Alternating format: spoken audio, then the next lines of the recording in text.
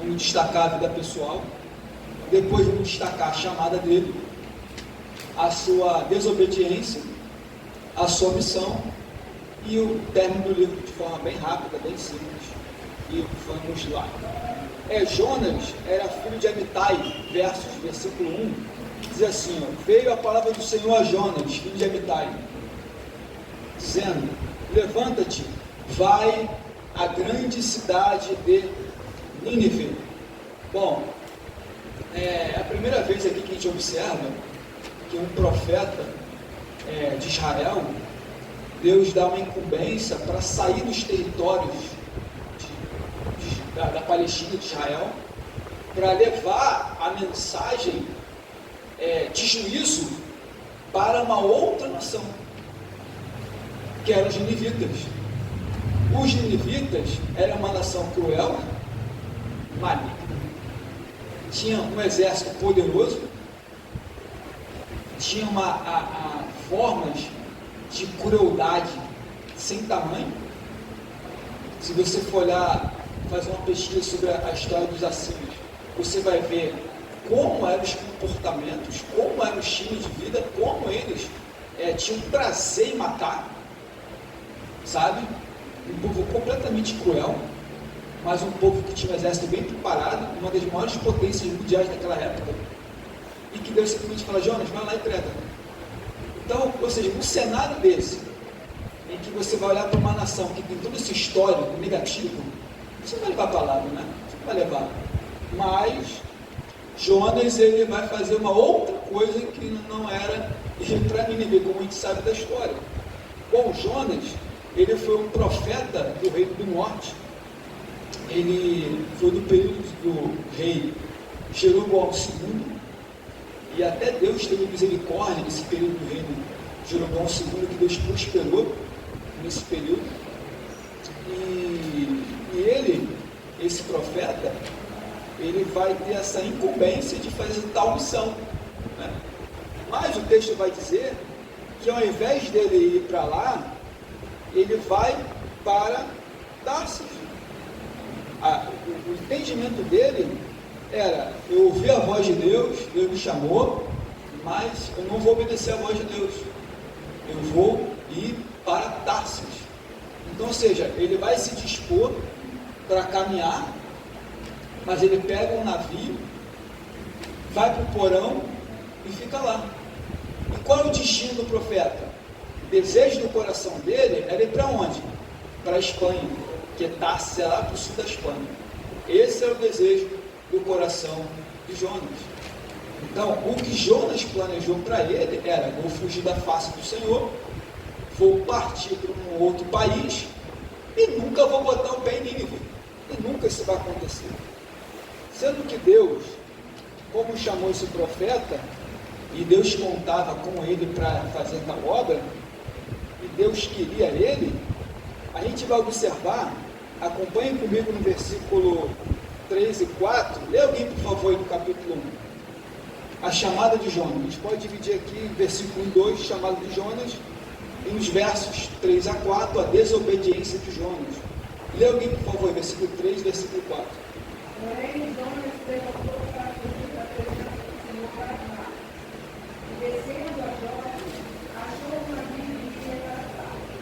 Pagou pela passagem e desceu para dentro dele, para ir com ele para cá, para longe da presença do Senhor.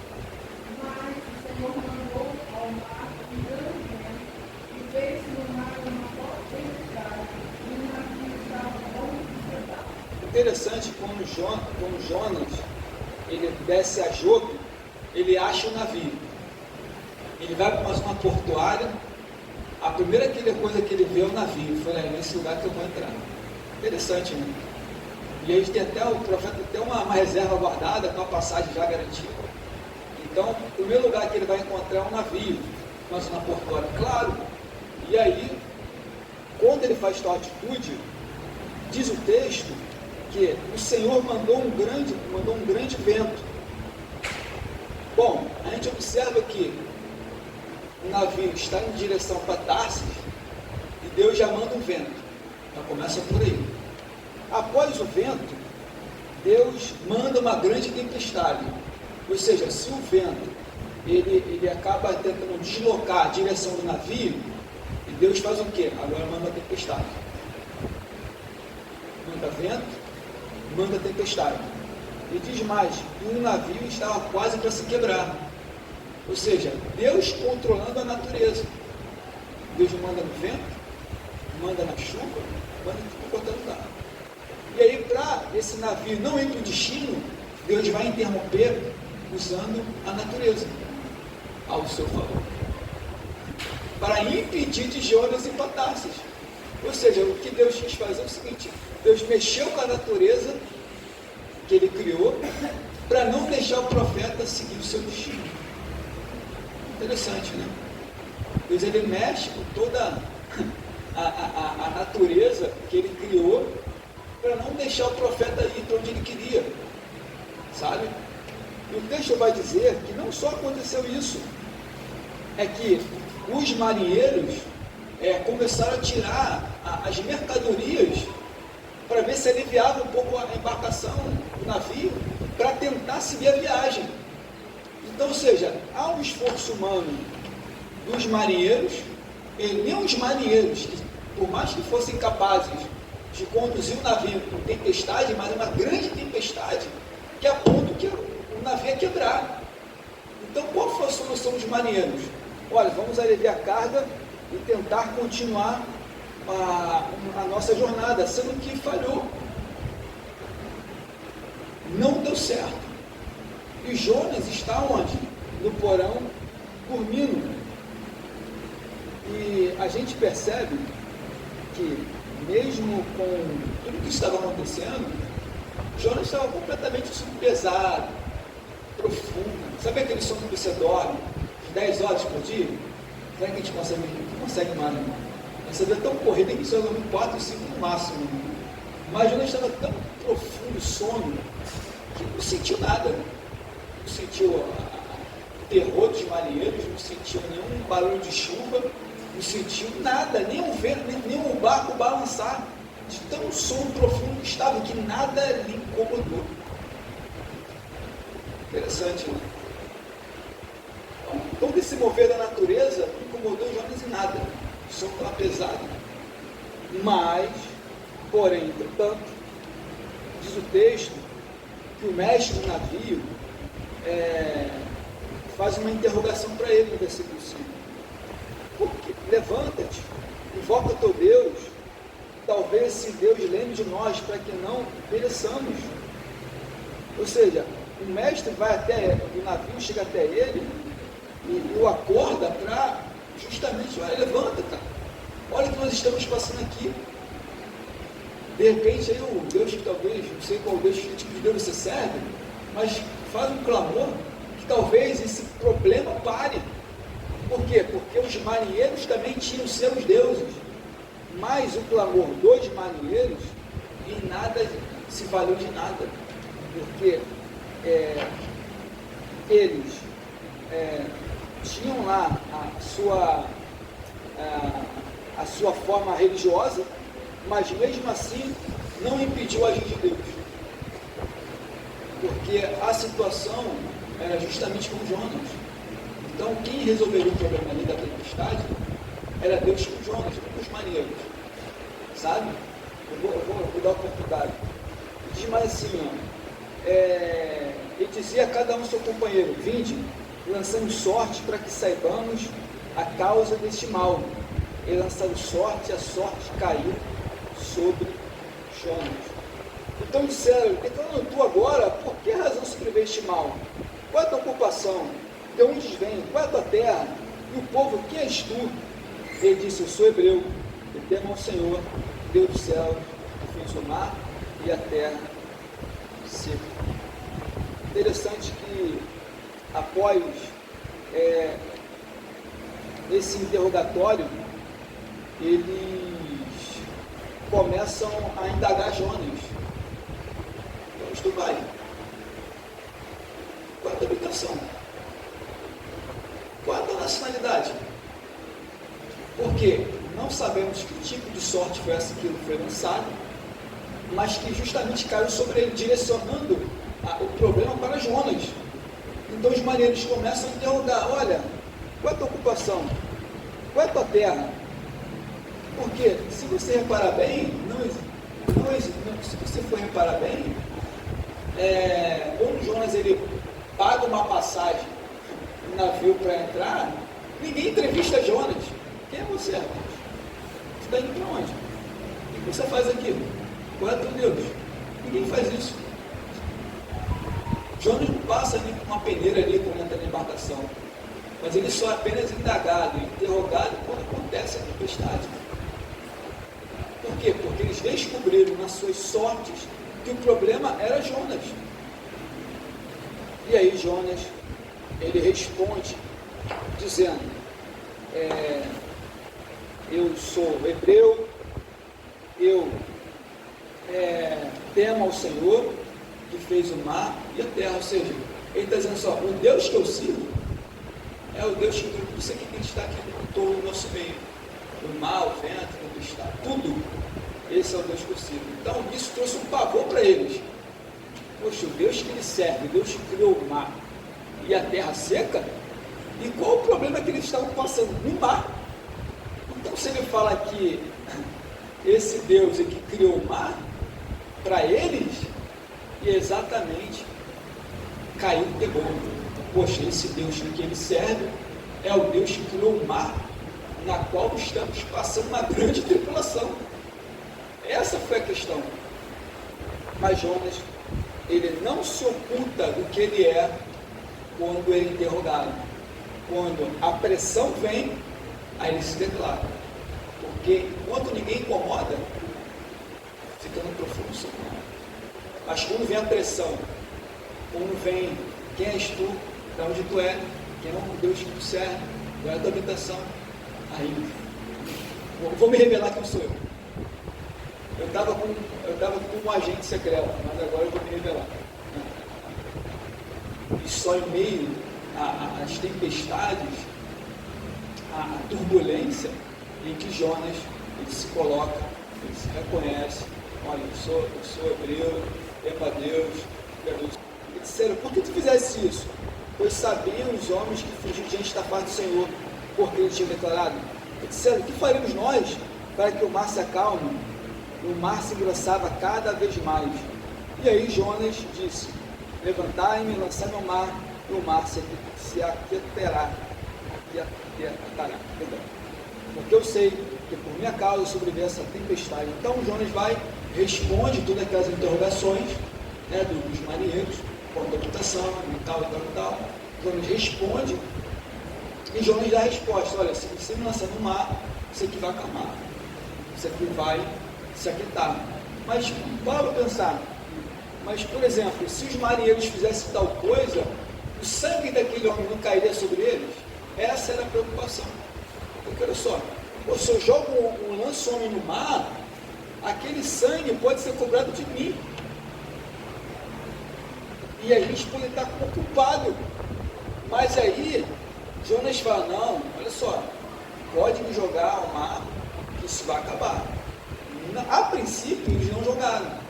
Tanto que você for olhar o texto aqui, versículo 13, entretanto os homens remavam, se esforçavam para alcançar a terra, mas não podia, porquanto o mar estava embravecendo mais e mais e mais. Ou seja, quanto mais eles faziam força para chegar próximo da terra, mais o nível de intensidade do mar bravio ia pesando. E aí, onde a força humana ela vai se desgastando, e aí eles reconhecem que tem que fazer a vontade que Jonas havia falado. Então eles acabam desistindo. Por quê? Eles queriam alcançar em terra, queriam chegar logo, e queriam passar por aquela situação. Mas como Deus mandou o mar, mandou o vento, e na tempestade, então quem pode lutar contra a força de Deus? Quem pode? Os homens se esforçavam, tentavam, e acabou que prevaleceu foi Jonas ir para o mar. E isso, a gente vai fechar com essa parte. Isso é o que era a vontade de Deus. Não de Jonas ir para o mar, era para Nínive. Então, ou seja, tudo isso que Jonas está passando, não era para passar. Entende? Então, ou seja, para ele passar por isso, porque ele saiu da orientação divina. Entende? E diz mais, que quando ele é lançado no mar, o mar se aquieta, os homens fazem sacrifícios, oferecem a Deus, e aí os homens seguem sua viagem, eles até fazem votos, sacrifício e tal, eles procedem o seu destino, a gente poder correr com o texto aqui. E Jonas foi para onde? Foi lá para o mar, sendo que não foi de imediato, que como Jonas cai no mar, que vem uma baleia preparada, um grande peixe, vai embora negativo. Olha comigo no capítulo 2, você vai ver o sentimento de Jonas, a descrição dele sendo afogado. Acompanhe comigo aí, capítulo 2. Capítulo 2, os versos 1, 2, 3 e 4 e 5. Lê alguém, por favor, a gente vai descrever os sentimentos de Jonas com ele sendo afogado. Então Jonas não foi de imediato, já tinha um grande peixe preparado para ele. Não, negativo, não. Ele vai ao mar e vai afundando. Acompanhe comigo, por favor. Lê alguém por gentileza aí, versículo 1 até o 5.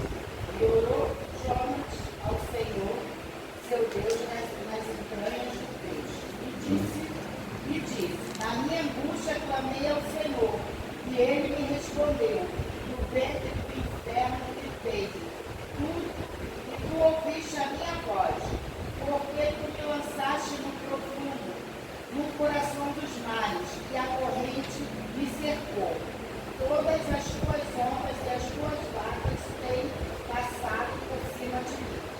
E eu disse, lançado estou diante dos teus olhos, todavia tomarei a ver o templo da tua santidade. Dá uma pausa aí. Quando ele cai no mar, ele vai discorrer de uma forma poética, tá?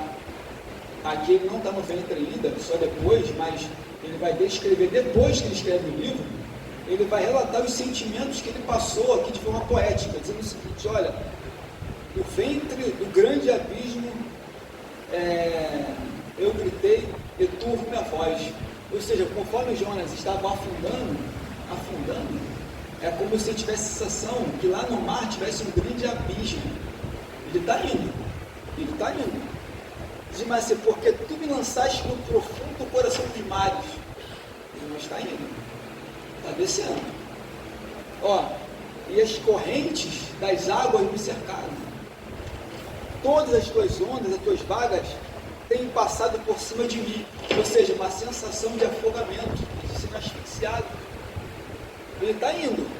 E diz mais, e eu disse, lançado estou diante dos teus olhos. Todavia, tornarei a ver o tempo da santidade, isso aqui já depois, tá? Na sua oração. Mas o sentimento ele está descrevendo o terror aqui, Versículo 4, e eu disse, lançado estou diante dos teus olhos. Ali já, versículo 5, as águas me cercaram até a alma, o abismo me rodeou, e até as algas se enrolaram em minha cabeça. As algas lá embaixo, lá no fundo. Onde Jonas está? Lá no fundo. As algas se enrolaram em minha cabeça. Jonas está asfixiado, afundado pela água. E diz mais, eu desci até os fundamentos dos montes, os ferrolhos da terra me cercaram para sempre. Ou seja, é como se ele acreditasse que o mundo dos mortos fosse abaixo do mar, e que ele entrou no mundo dos mortos e fosse encerrado para sempre. Esse era o sentimento de forma poética que ele estava vivenciando quando estava sendo afogado. Mas o versículo 6 diz, no próprio versículo 6 diz assim, mas tu livraste a minha vida da perdição, ó meu Deus. Então, nessa hora que ele está bem lá, quase morrendo, aí vem a baleia, quer dizer, o grande peixe, engole.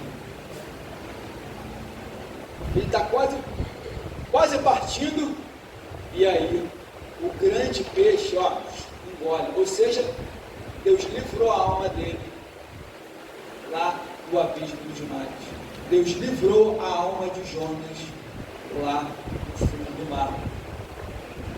E Deus providenciou um grande peixe para livrar a alma dele lá no fundo. Isso mostra que Deus, quando Ele entra com a sua ação divina para salvar o livramento da morte, qualquer lugar para Deus Ele faz. Na terra, no mar, no fundo do mar. Quando Ele quer livrar, Ele faz. Por quê? Porque Deus tinha um propósito com Jonas. Eu quero que você vá em mim. E aí é o sentimento que ele tem no fundo do mar. Esse é o sentimento que ele tem. Diz aqui, ó, versículo 7. Quando desfaleci em mim a minha alma, eu me lembrei do Senhor, e entrou em ti a minha oração no tempo da tua santidade. Agora ele vai descrever no ventre a sua oração. Lá dentro do ventre do grande peixe, a oração de Jonas sendo ouvida.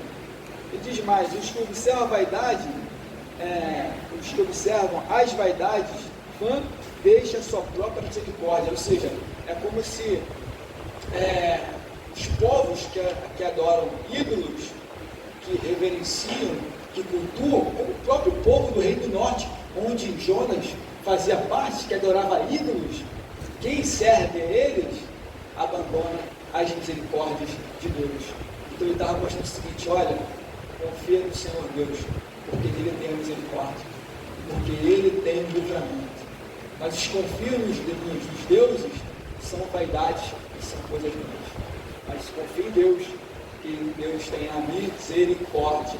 É isso que Ele está mostrando aqui no capítulo 2. E diz mais, eu vou te oferecer sacrifício com voz de gratidão, te voltarei e pagarei o Senhor com a salvação.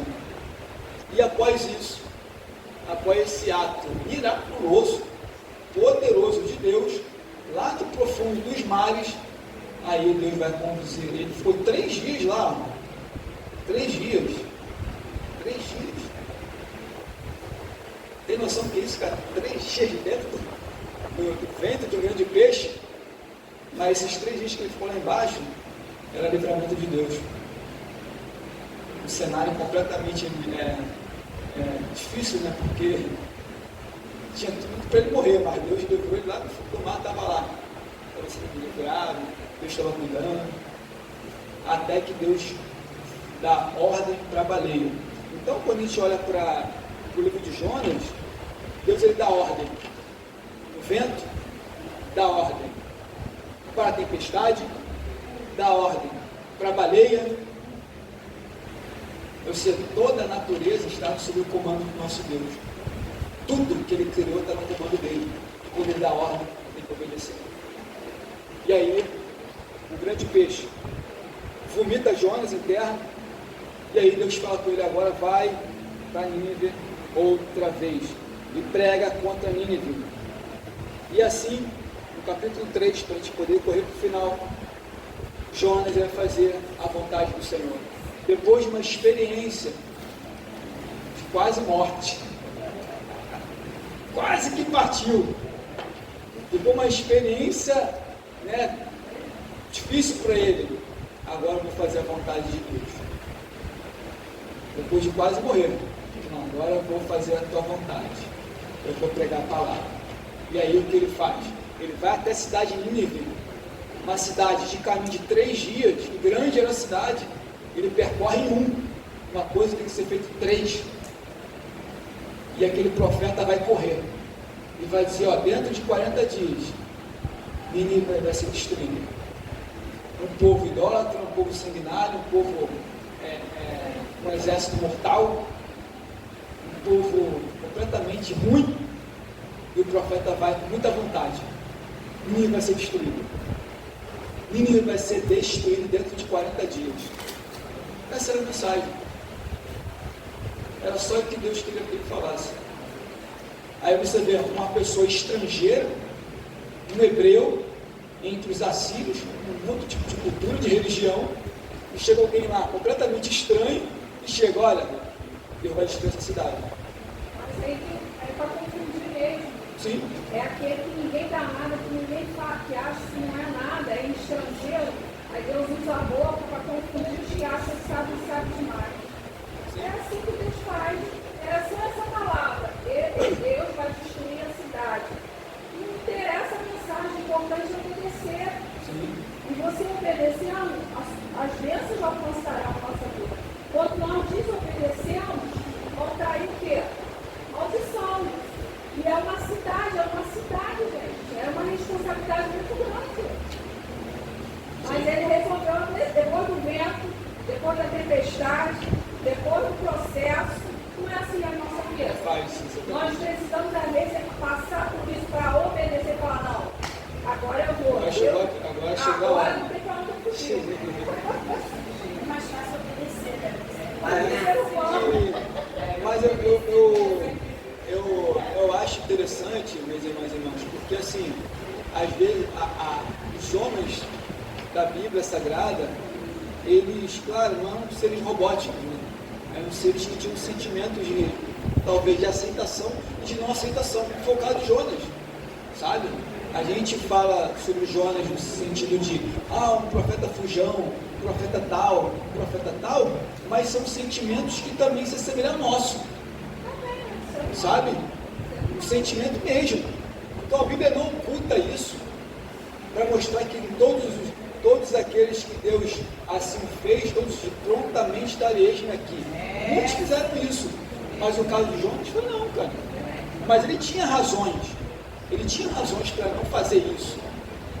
Ele tinha razões, mas Deus, assim, o chamou para ir, e assim foi. Olha o resultado da pregação de Jonas.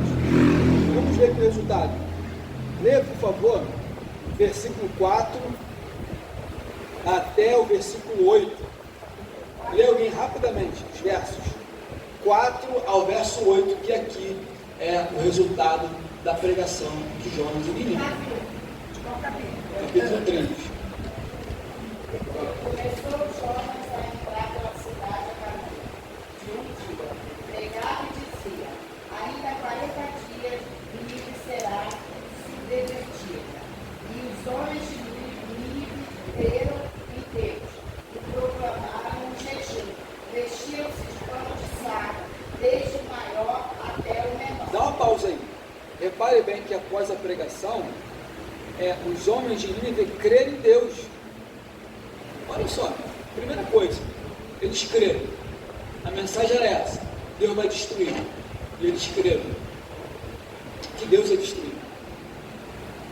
Então repare bem que quando Jonas fala que Deus ia destruir, eles acreditaram piamente que Deus ia destruir. Não foi uma mensagem assim: gente, se arrepende dos seus pecados e tal. Não, Deus falou: fala que vai destruir, que eu vou destruir a cidade. E eles simplesmente acreditaram que Deus iria fazer, porque Deus também destruiu Sodoma e Gomorra. E Deus ia fazer igual com a Síria. Nós sabemos a maneira como Deus ia fazer. Se Deus ia mandar fogo do céu, não sei. Mas Deus ia destruir também, aniquilar aquela cidade de todos. Mas, porém, entretanto, eles creram. Poxa, Jonas, o quê? Tem um profeta ali, vamos dizendo que Deus vai quebrar, vai destruir a cidade. E as pessoas começaram a acreditar. Simplesmente. Se você fala uma coisa simples, que Cristo salva o pecador, é mais difícil de ser aceito. Muito mais se alguém chegar e falar fora: Deus vai acabar com o mundo. Não vai destruir nada. Mas aqui, Jonas, não. Ele falou: vai acabar, vai destruir. E os moradores começaram a se vestir de pano de saco, uma forma de humilhação. E a palavra chegou até o rei da cidade. Ou seja, a notícia foi percorrendo, as redes sociais foram percorrendo ali. Estou trocando as palavras, estou brincando.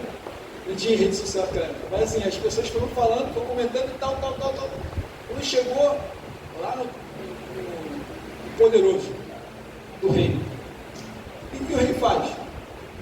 Ele abaixa um decreto. Olha como é que acontece. Começa com a população do maior até o menor, até as criancinhas também, também estavam acreditando, todo mundo se virando. Quando chega no rei, diz o texto que o rei tira suas vestes pomposas e também vai colocar saco de pano cinza. E diz que não só ele faz isso, mas ele baixa um decreto. Um decreto real para toda a cidade de Nínive, para que nem os homens nem os animais pudessem comer coisa alguma, e clamaram fortemente a Deus e se converteram cada um nos seus caminhos. E o final dessa mensagem é que o rei, ele proclama um jejum. Olha, os animais não comem, as mulheres não comem, os homens não comem, os velhos não comem, as crianças não comem, todo mundo vai se humilhar. É um decreto, é uma ordem do rei. Todo mundo se fez.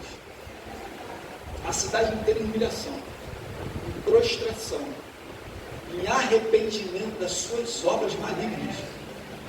Imagine só, 120 mil pessoas clamando fortemente a Deus, pedindo talvez a Ele perdão, misericórdia, enfim. E assim todo o povo estava nesse propósito de arrependimento. E diz o texto que Deus viu as obras deles e se converteram dos seus maus caminhos. Deus não fez. Deus viu que todos tiveram uma sinceridade de arrependimento. E após isso, Deus falou: vou fazer mais nada. Não veio no propósito. Não vou destruir mais. Não vou acabar mais com a cidade. Não vou acabar com a população.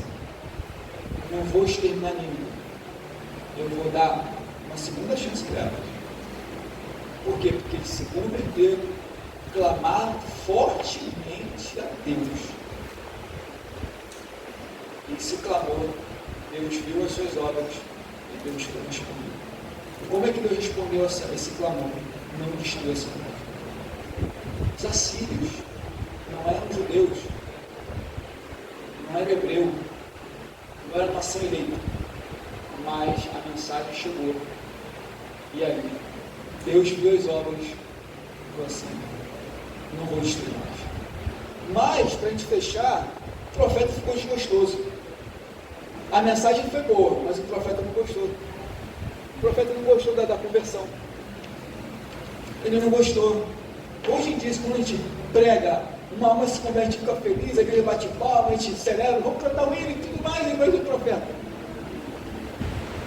Os miseráveis. O segundo. Mas, ou seja, ele só entregou a mensagem. O efeito dela é Deus que faz. O efeito dela, da palavra, é Deus que faz. O sentimento que ele tinha contra Nínive não anulava a soberania da pregação, do efeito dela nos corações.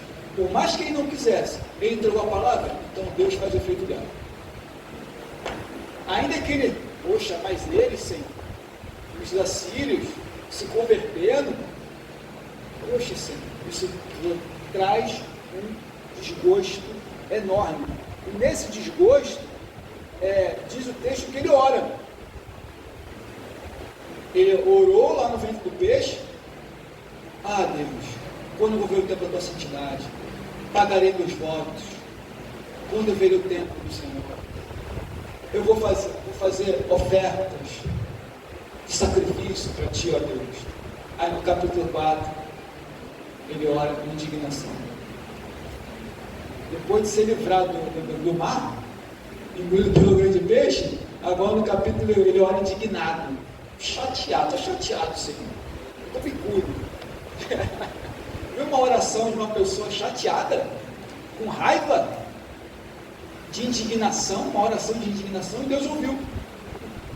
Por quê? Porque diz o texto aqui que ele, em oração, indignado, amargurado, chateado, porque a mensagem fez efeito. Poxa, não.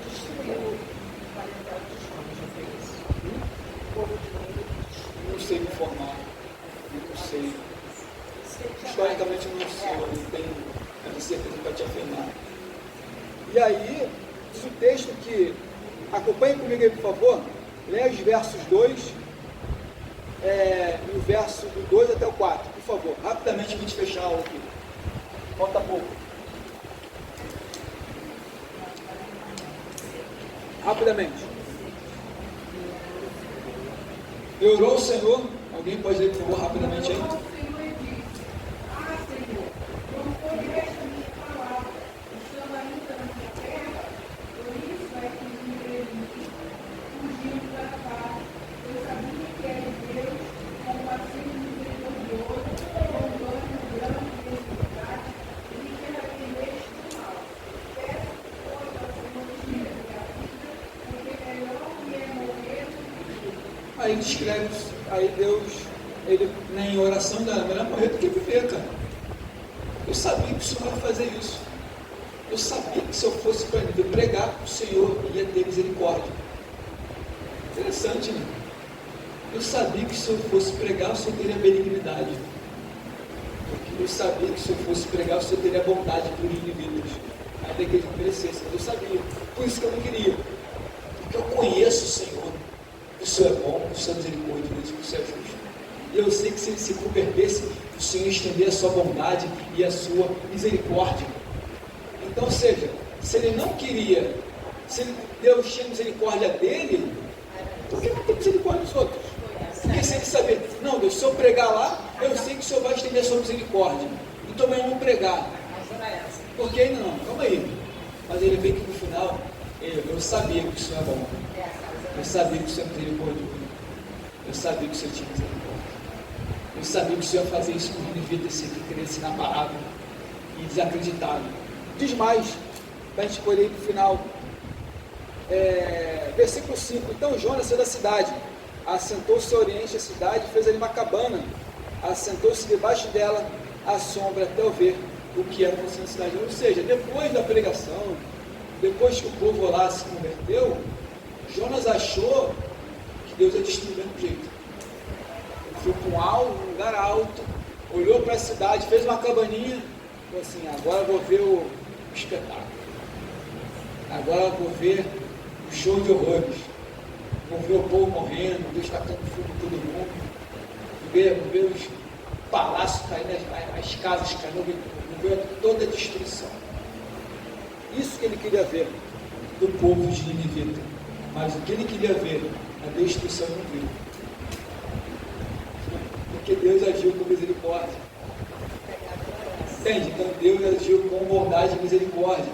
E como ele fala, eu vou lá em cima, eu vou ficar numa posição bem bacana para poder ver, os meus olhos contemplarem e ver, Nínive, vocês creram aí, mas no final vocês vão morrer. Acabou que no final não aconteceu isso. Por quê? Diz o texto que, como isso não aconteceu, Deus fez nascer uma aboboeira que subiu por cima de Jonas para fazer sombra sobre a sua cabeça, a fim de livrar do seu enfado. Jonas se alegrou extremamente da aboboeira. Ou seja, Nínive era uma cidade muito quente, então Deus ali fez nascer uma aboboeira, cobriu ele. Jonas ficou feliz. Jonas ficou você percebe aqui no texto que Jonas se alegra. Ficou feliz. Foi uma aboboeira que cobriu ele numa sombra. Ele não ficou feliz pela conversão dos assírios. Ele ficou feliz porque Deus botou uma aboboeira para cobrir da sombra do calor, para proteger do calor. E aí, Deus manda um bicho no dia seguinte e mata aquela aboboeira. E aí, o sol e aquele vento oriental fez com que Jonas tivesse fortemente um calor insuportável, quase que a sua alma desmaia, dizendo ele, melhor morrer do que viver. Ou seja, Deus, no final de tudo, manda no mar, manda na baleia, manda no vento, manda na boboeira, manda no verme, Manda até no ar. e tudo. Ele mandou um vento oriental, um vento fortíssimo ali, quente. E aí Jonas, aquele calor, quase que desmaiando, Jonas não aceitou que o povo dos ninivitas pudesse viver. E Deus fala, Jonas, você tem misericórdia de uma poeira, que você não teve nenhum trabalho de plantar nem de nada, que nasceu num dia e no outro que morreu. Quanto mais esse povo aí que não sabe nem discernir a mão direita e a mão esquerda de muitos animais, Esse povo que não sabe discernir o que é o bem, que talvez aquilo que é bom, o que não é, eles sabem. Você tem misericórdia de uma planta, que não vou ter misericórdia de um povo. Você não teve nenhum trabalho, João.